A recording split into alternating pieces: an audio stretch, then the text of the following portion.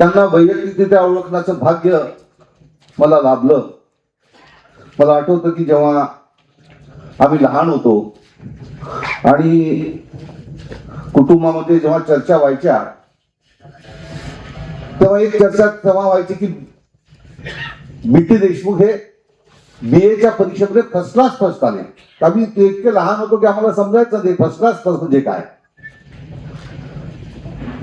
पण नंतर समजलं की कारण की आपल्या शाळेमध्ये आपल्या वर्गामध्ये पहिला येणं हीच आमची तेव्हाच्या अपेक्षा होत्या. आणि जेव्हा आम्हाला समजलं की फर्स्ट क्लास फर्स्ट म्हणजे युनिव्हर्सिटीमध्ये जेवढे तेव्हा नागपूर युनिव्हर्सिटी होती जेवढे विद्यार्थी बसले असतील त्याच्यामध्ये पहिले. आम्हाला ते पुढे कौतुकात वाटायचं की आपला तर वर्गात पहिला नंबर येत नाही हे विद्यापीठामध्ये पहिला. आणि मग MA मध्ये फर्स्ट क्लास फर्स्ट आले. मला आठवतं की मी तर पहिल्यांदा ताईंना व्यासपीठावर बसताना पाहिलं, कधीच आयुष्यात पाहिलं नाही. की जेव्हा आम्ही उन्हाळ्याच्या सुट्टीत यायचो तर काका तेव्हा नुकतेच पुस्तक लिहायला बसले होते आणि ते विदर्भ हाऊसिंग कॉलनी मधलं छोटस घर होतं.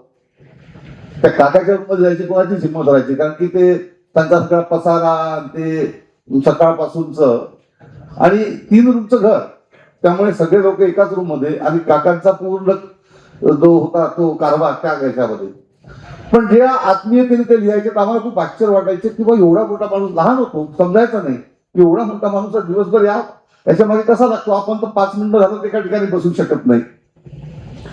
पण एक काकांचा जर उल्लेख करायचा तरी खंबीर नेता, दूरदर्शी विचारवंत, संस्था उभारणारं व्यक्तिमत्व आणि मूल्याधिष्ठित सार्वजनिक जिंकणारे नेते म्हणून ते ओळखले जाते.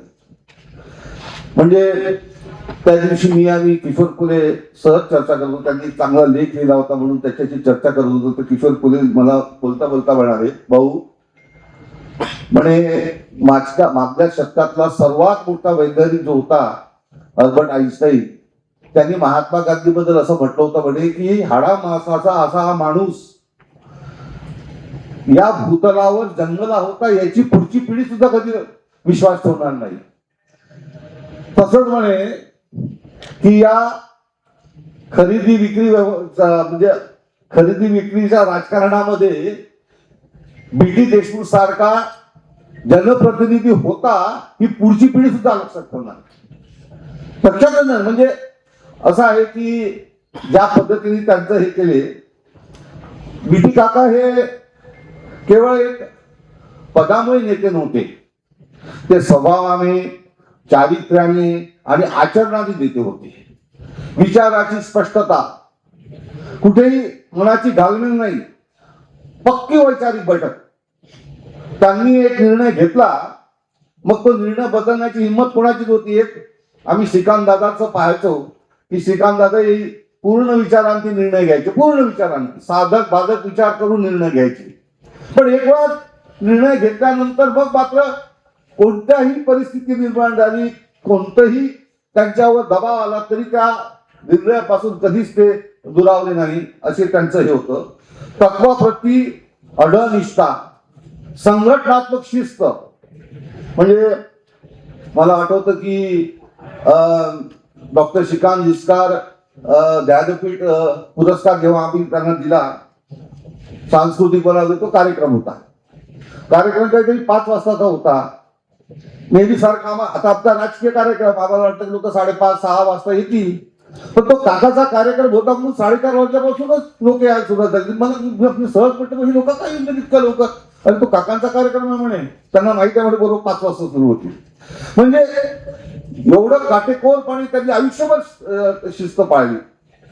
असामान्य परिश्रम घेण्याबाबतीत तर त्यांचा हात कोणीही आपण हे करू शकत नाही. आणि त्याच वेळे अत्यंत दुर्मिळ असा साधेपणा आणि विनम्रता. बी.टी. काका किती साधे होते किती विनम्र होते हे आपण सगळ्यांनी अनुभवलेलं आहे. पण प्रसंगी वज्रासारखी कठोर व बाणेदार हा त्यांचा प्रमुख एक त्यांच्यातला गुण होता. आणि या सगळ्या गुणाचं संगम म्हणजे बी.टी. काका असं मी म्हणेन. आजच्या काळात नेतृत्वाचे मोजमाप प्रामुख्याने प्रसिद्धी, प्रभाव आणि सत्तेच्या आधारे केलं जातं. म्हणजे कोण मोठा नेता तर ज्याच्याजवळ सगळ्यात जास्त सत्ता. म्हणजे आज आपण तसंच मापदंड वापरतो, परंतु बीटी काकांचा नेतृत्वाचा एक वेगळाच आणि अधिक उंच आदर्श समाजापुढे ठेवला होता. नीतिमूल्यावर सार्वजनिक जबाबदारी, बौद्धिक काटेकोरपणा आणि लोक आणि समाजाप्रती असलेली अटळ निष्ठा म्हणजे बीटी साहेब होते असं मला प्रामाणिकपणे वाटतं. माझ्या पूर्वीच्या वक्तांनी अनेक उदाहरणे दिली. आत्ताच गुडे साहेबांनी उदाहरण दिलं, पुरके साहेबांनी उदाहरण दिलं, संजय खोडके साहेबांनी उदाहरण दिलं. म्हणजे त्याचे दोनच उदाहरण सांगतो आणि कारण जास्त बोलायचं इथे हे प्रयोजन नाही. की ही जी IRDP जी आहे ना, इंटिग्रेटेड रोड डेव्हलपमेंट प्रोजेक्ट जो अमरावतीसाठी आणला, तो 2003 मध्ये मी आमदार असताना 117 कोटीची ती योजना होती. आजच्या कॅल्क्युलेशन प्रमाणे 450 कोटीची. आता ती आणायची. मी त्यांना बीटी काकांना म्हटलं, काका अशी योजना आहे, ती फक्त नागपुरात आहे, पुण्यात आहे आणि बारामतीत आहे, बाकी काही कोणाला ते देत नाही. काय केलं पाहिजे? तुम्ही लढा, मी आहे तुमच्यासोबत. आणि मग त्याचा अभ्यास केला आणि ती योजना सरकार पुढे मांडली. आता त्या काळात काय होतं की त्या काळामध्ये सत्तेचा जो लंबक होता ना, तो पश्चिम महाराष्ट्राकडे होता. सत्तेचा सत्ता जी होती ती प्रामुख्याने पश्चिम महाराष्ट्राच्या नेतृत्वात होती. आणि त्यांना एक वेगळीच असूया विदर्भाबद्दल होती. काय होतं मला माहित नाही, पण ते विदर्भाचे कोणते प्रकल्प असले की ते कसे थांबले पाहिजे याचा प्रयत्न करत होते. मी आपला प्रयत्न करत होतो, पण पाहिजे ते हाताला लागत नव्हतं. एक टर्म झाली, एक अधिवेशन झालं, दुसरं अधिवेशन झालं, हळूहळू ते खिचत आणलं. मग शेवटी काकांकडे गेलो, म्हटलं काका ते काय आता जमत नाही, तुम्हाला थोडंसं याच्यात इथं कळतं ते लहान कागदपत्राशिवाय तो बोलायचे नाही. सगळे कागदपत्र घेतले आणि विधिमंडळात विधान परिषदेमध्ये तो IRDP लावली. 117 कोटी 2003 आजच्या 450 कोटीची. आणि पश्चिम महाराष्ट्राचे मंत्री होते, त्यांनी नेहमीप्रमाणे चालढकल केली. काकांनी मी त्या अधिवेशनात गॅलरीमध्ये बसलो होतो. काकांनी त्याची एवढे सालपट काढले, खरं सालपट, दुसरा काही शब्दच नाही. आणि तो सांगायला लागला, नाही पैशाची अशी अडचण आहे, तशी अडचण आहे, ही अडचण आहे. म्हणजे तुम्ही पुण्याला करता, बारामतीला करता, त्या अमरावतीमध्ये काय जनावर राहतात का, माणसं राहत नाहीत का? आपल्या पल्लेदार भाषणाने शेवटी तो बिचारा, म्हणजे त्याला काय म्हणतात, घाबरकुंडी उडाली, 3-3 वेळा घाम पुसायला लागला. आता त्याला जेव्हा समजलं की सुटका नाही, तेव्हा त्यांनी सांगितलं, साहेब असं करतो की माझे जे MD आहेत, मला वाटते लखीना ND असते, लखीना म्हणजे तो एवढा मोठा प्रशासकीय अधिकारी की त्याला पद्मश्री मिळाली होती. आणि लखीना पॅटर्न त्याच्या नावावर होता. ते तुम्हाला भेटतील.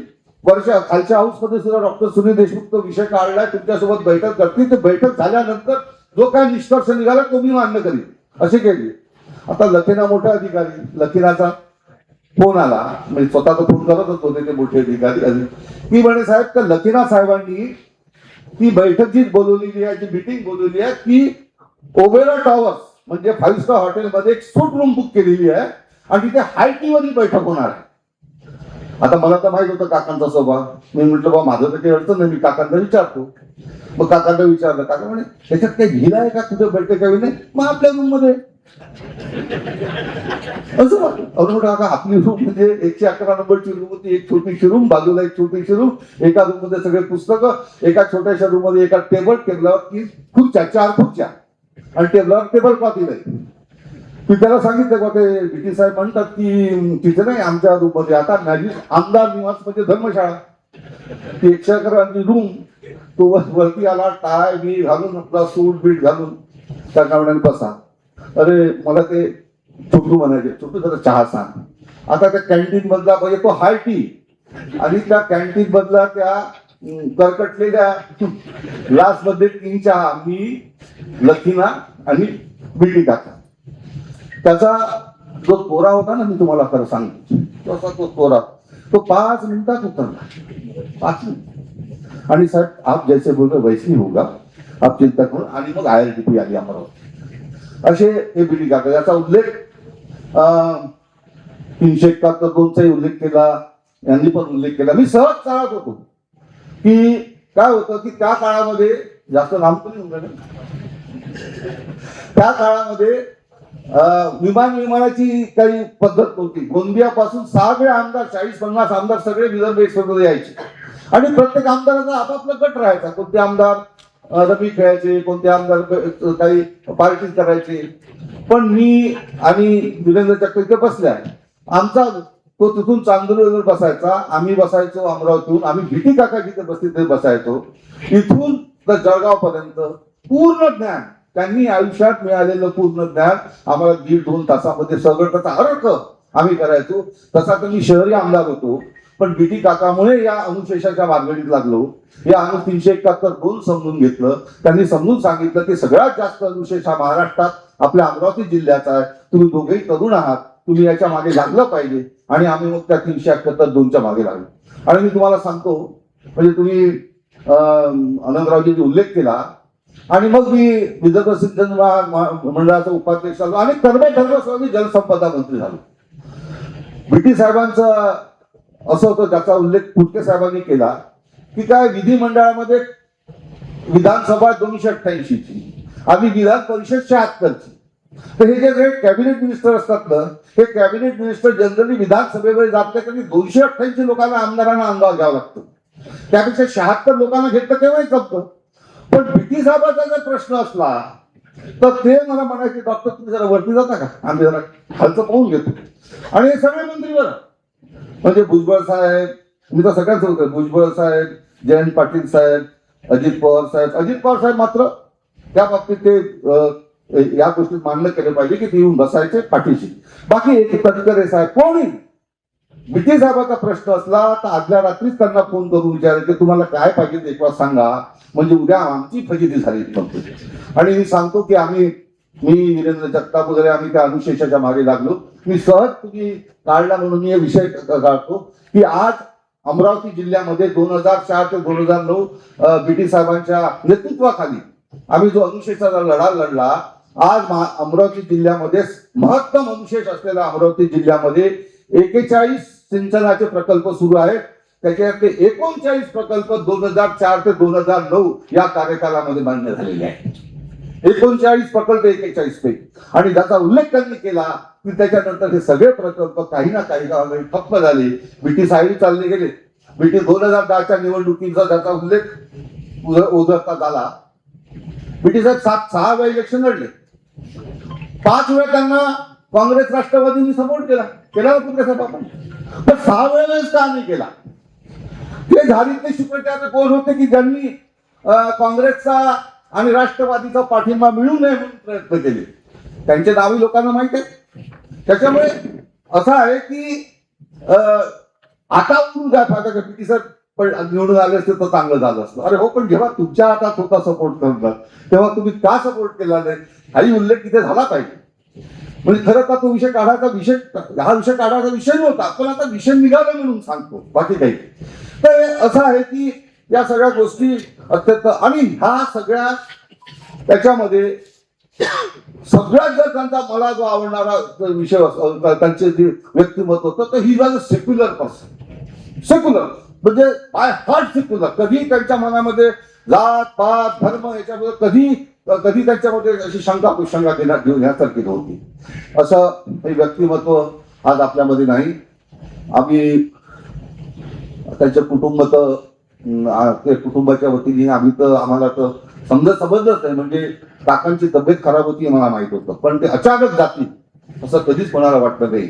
एक आमच्या कुटुंबातले सर्वात त्याला काय म्हणतात की सर्वात मोठे व्यक्तिमत्व, की काही झालं तरी कोणाचा ऍडवाइस घ्यायचा असं बीटी काकांचं व्यक्तिमत्व होतं. आणि आमच्या कुटुंबातले सगळे लोक मला ते प्रेमाने छोटू म्हणायचे. छोटूचं कसं चालू आहे, काय चालू आहे, कधी काय. आज ते आमच्या डोक्यावरचं छत्र नाहीसं झालं याचं दुःख आमच्या कुटुंबांना आहे. मी आमच्या कुटुंबात हे दुःख सहन करण्याची ईश्वर शक्ती देऊ इथे प्रार्थना करतो. आणि तसंच काँग्रेस पक्षातर्फे, महाराष्ट्र प्रदेश काँग्रेस कमिटीतर्फे त्यांना श्रद्धांजली देऊन माझ्या शब्दाला विराम देतो. जय हिंद, जय महाराष्ट्र.